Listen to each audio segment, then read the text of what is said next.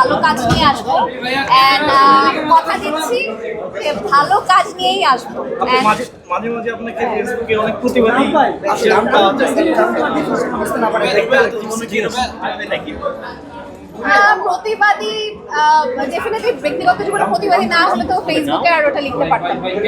ব্যক্তিগত জীবনেও প্রতিবাদী, সবসময় অন্যায়ের প্রতিবাদ করার চেষ্টা করি। চোখের সামনে যদি কখনো অন্যায় হয় চেষ্টা করি সেটা নিয়ে বলতে। আমার সাথে যদি কখনো কোনো অন্যায় হয় অলওয়েজই আমি মানে খুবই ছোট কাটা স্বভাবের ছোটবেলা থেকেই।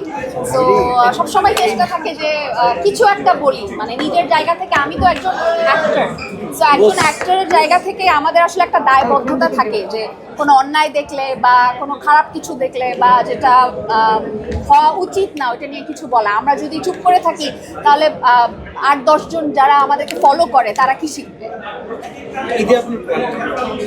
ঈদে আমার প্ল্যান হচ্ছে এবার ঘুমাবো, খাবো, ফ্যামিলিকে সময় দিব, আর হচ্ছে আমার একটা নাটক আসছে ঈদে আর টিভিতে, ওইটা বসে সবার সাথে দেখবো।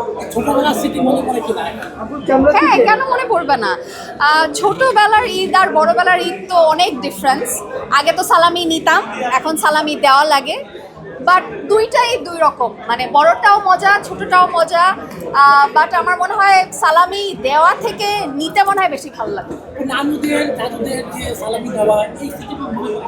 হ্যাঁ, মনে পড়ে। আনফর্চুনেটলি আমার নানি দাদি কেউই এখন দুনিয়াতে নেই, সো ওনাদেরকে খুবই মনে পড়ে।